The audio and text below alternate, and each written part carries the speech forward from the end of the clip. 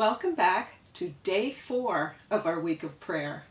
I'm so happy you're able to join me again today, and I'm wondering if anyone took me seriously yesterday when I talked about breaking from groupthink. Was anyone brave enough to stand up for what's right? Maybe even something small yesterday or earlier today? Let's break for a minute so you can have a chance to share.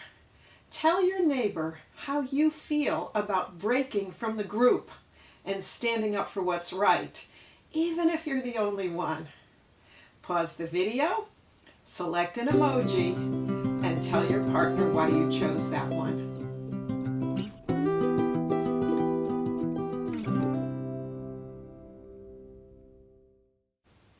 Thanks for taking the time to think about what we've been learning and to share with a friend. That's what we have to do, right? We've talked about the first 2 angels in Revelation, and today we'll be moving on to the 3rd angel. Now let's review quickly. Read with me out loud, please, so that your teacher can hear you. Are you ready? Let's go. Angel number 1. He said in a loud voice, "Fear God and give him glory, because the hour of his judgment has come. Worship him who made the heavens, the earth, the sea, and the springs of water." Angel number 2. Babylon is fallen, that great city, because she seduced the nations of the world and made them share the wine of her intense impurity and sin. Okay, so you know that God's judgment hour is a beautiful thing. Our lawyer and our judge are one and the same, our Savior, Jesus Christ. You know that we worship God because He created the earth in 6 literal days and rested on the 7th. And you know that a day will come when religious and political leaders will unite to try to force people to break the 7th-day Sabbath. Now it's time to turn to the 3rd angel's message. And once again, we're going to find many symbols here. So let's get ready to read this one. Are you ready to read with me? Okay, let's go. If anyone worships the beast and his image, and receives his mark on his forehead or on his hand, he himself shall also drink of the wine of the wrath of God. Here is the patience of the saints. Here are those who keep the commandments of God and the faith of Jesus. Wow. Many people are really curious about these verses. They want to know, what does this mean? What's the mark on the forehead? And what's the mark on the hand? Is this something that I have to worry about? And who's going to get the mark? I wonder what you think about the marks. Do you think the Bible is telling us that there will be a real mark on our forehead and a real mark on our hand of some kind? Or do you think this is a symbol? Let's do a little thumbs up, thumbs down right now. If you think that this is literal, that the Bible means there will be some kind of a mark on people's foreheads, some kind of a mark on people's hands, if you think that's a literal mark, give me a thumbs up right now. If you think it's not a literal mark, it's symbolic, not literal, then give me a thumbs down right now. Give me a thumbs down right now. Real mark, thumbs up. Symbol, thumbs down. I wish I could actually see how you're voting, but let's talk. If you think that the mark of Revelation, the 3rd angel's message, if you think that that mark is a symbol, you are absolutely correct. Once again, the book of Revelation is talking about choices. Are we going to do all God has asked us to do? Or are we going to follow the crowd and make up the rules as we go along? But why the mark in the forehead and in the hand? Why do you think the 3rd angel uses these 2 particular symbols, the forehead and the hand? It's time to pause the video and talk about it.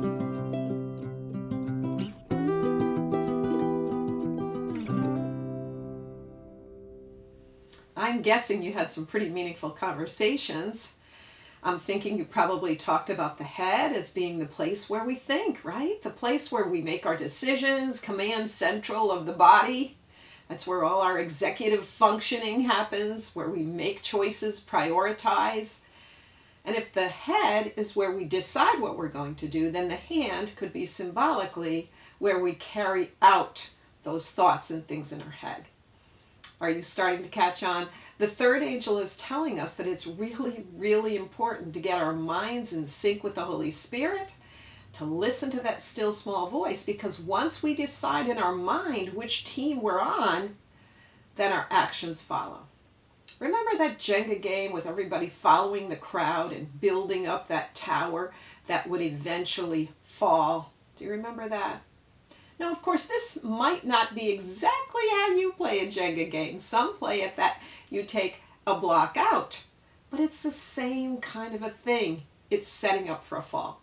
Now, I want to show you a different video today, and this is about not following the crowd, but making very important individual decisions, thinking and acting as an individual, putting the pieces together in just the right pattern so that everything fits. I'm going to show you a little girl right now that just barely turned 4 when I took this video. She had just celebrated her 4th birthday the week before, and she came to my house and she asked me if I had any puzzles that she could make. Well, I didn't have any children's puzzles, but I did have a game called Blockus. And this is a grown-ups game, not a little tiny kid game. But you choose pieces and you try to get control of the board before your opponent. Each piece has a different shape and size, and you can see here on this board. So I thought, well, maybe the little girl can play with this. Now let's watch as this little girl shows us what it means to think for yourself, make good decisions, and very carefully put together individual pieces in just the right pattern.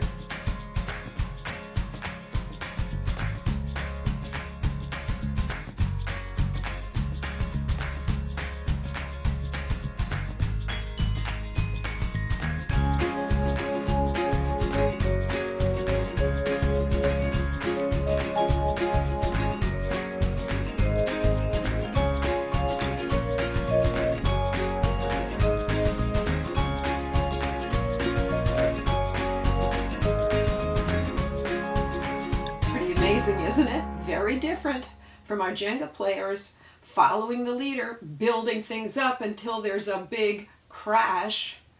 Good choices start in your head. You form the big picture. The big picture, you decide what you want. You decide who to follow, and then your hands go into action. Do you remember what we learned in our last session? The second angel warned us that a time will come when religious and political leaders will work together to try to force God's people to break the 4th commandment. The third angel is telling us that some people will sell out. If they're used to following the crowd, they'll probably continue following the crowd. But if they're in the habit of making good choices and listening to God's voice, that's what they're going to do. That's what they're going to do. So the third angel is kind of a follow-up to the second angel. I want to tell you a story now about a man who made a decision, who had a big picture idea that directed everything he did in his life for decades. His thoughts just molded and shaped his decisions until he was obsessed with taking follow-up actions. And those actions led to more actions, which led to, well, you'll see. Once again, this story ties into our pastoral ministry. And to understand the story, you have to understand what the world was like at this time. Now, I know this is hard to believe for you in this day and age, but this story happened before personal computers were even imagined. I know I'm old. Believe it or not, the only computers at this time were these huge things like this that took up whole rooms. Okay? Not only that, but there were no cell phones. We thought we were pretty snazzy to have a phone like this because it had buttons on it. Before that, they had the rotary dials, so we thought we were modern. So here's the point. At the time of this story, there was no way to instantly research information. If you wanted to know something, you had to go to the library and find a history book, or go to City Hall and find documents. And if you needed to get in touch with anybody immediately, let's say you're in some kind of danger, all you could do basically was scream. Okay, so it's important to know that as we start our story. Okay, so one evening, my husband and I were sitting down to a light supper when the phone, our nice phone, red phone with the buttons, rang. So my husband got up, answered the phone, and there was a guy on the other end that sounded rather mysterious, I guess you could say. He introduced himself, and then he said to my husband, "I want to meet you at the church property. Do not bring anyone with you. This is serious business." Wow. So we both felt a little nervous. It just seemed off somehow. You know, the church had just been built, freshly built church out in the middle of the country. But being a faithful pastor, my husband thought, well, here's a guy that wants to meet me. But before he left, before he went out the door, he turned to me and he said, "Look, if I do not come back in an hour, I want you to send the police out looking for me." Okay then, that didn't make me feel real confident. So off he went, and off I sat wondering, is he okay? I had no phone, no internet, nothing. He did return, fortunately, within the hour, and he told me a very, very strange story. When he got out to that church property, a man was there waiting in a car, and he got out with the largest metal detector Eric had ever seen in his life. He told me that the thing was huge. And the story gets even stranger. This man, who I will call Joe, just for today, began telling him this story that was incredible about a New York City gangster from the 1930s by the name of Dutch Schultz. Now later, we did a little research. We literally went to City Hall and got out the documents and verified his facts about Dutch Schultz, and it's all there. You can check this out online yourself. You can read about it. It's a real thing. And here's the real picture of Dutch Schultz. This is him. Okay, so Dutch Schultz started making really bad decisions very early on in life. By the time he was a teenager, he was in jail for robbery, and eventually he got out of jail and he began living a life of high crime. And that life of crime tied into the very piece of land that my husband was standing on with this strange man telling him this story. Okay, so back in the 1930s, Dutch Schultz was making boatloads of cash, just a lot of money. And he was laundering money. Now, do you have any idea what I mean by laundering money? Any idea? It does not mean taking a bunch of bills, putting them in the washing machine, adding a little bit of soap, and turning on the cycle. No, that's not how you launder money. When you launder money, you find ways of hiding money from the government. You make money in illegal ways, and you find ways to flow it through bogus businesses and things like that. So Dutch was making all this money by running these gambling casinos, these illegal gambling casinos, and he could make even more money by laundering all these funds, running his cash through businesses. Policemen would pick up this cash and wink, and he would tip them off and give them money, and he had it all worked out. So the government wanted Dutch Schultz in jail, and he was a very dangerous criminal. But the only thing they could really pin on him was tax evasion, not paying taxes on the money he was making. So the government had a bounty on his head.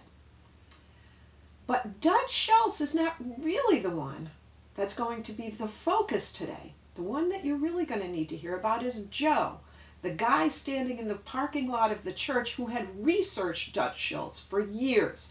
Why is he important? Why was Dutch Schultz important to him? Well, Joe was an expert on Dutch Schultz for one reason. He wanted something that Dutch Schultz had left behind. So as my husband stood out there in the cold trying to figure out what on earth this guy wanted from him, Joe continued his story about Dutch Schultz. In 1933, Dutch Schultz bought a place called the Piping Rock Gambling Casino from a professional gambler called Nick the Greek. Now, this place was really fancy. It had these pink and gold walls, and all these professionals would perform there. It had all these gambling tables, roulette wheels, and card tables and dice. And I mean, the place made thousands and thousands of dollars every day. People would bring in thousands. And actually, it was grossing $65,000 a day, which was no small chunk of change in the 1930s. And it was very, very much connected with the underworld mob. So Dutch Schultz was at the top of the game, making money, living the high life, but he had to be very careful. He was a wanted man, not only by the police, but by his rivals. So he would kind of slip in and out of society. They called it on the lam. He was carefully moving between this gambling casino, the mob life in New York City. He was trying to keep a low profile. On October 23rd, 1935, Dutch was sitting in the back room of the Palace Tavern in New York City when 3 gangsters burst through the door, and they were out to get revenge for the murder of one of their own, a guy by the name of Bo Weinberg. So Dutch took cover, and his bodyguard, Lulu, tried to ward all these gangsters off. Bullets were flying everywhere through the air, ricocheting off the walls. When everything was finally quiet, Dutch crept out of his hiding place, and he found his bodyguard on the ground, and Lulu was barely moving.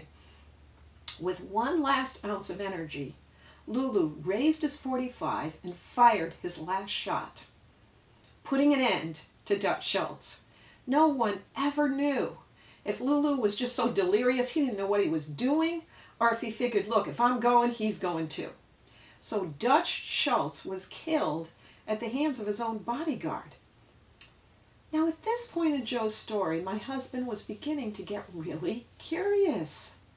What did the finishing off of a gangster have to do with him? And how much longer did he have to stand out in the cold? And he knew that I'd be worried about him. Joe finally continued his story, getting close to wrapping it up. Shortly before Dutch Schultz died, he had a special waterproof and airtight safe made for his money.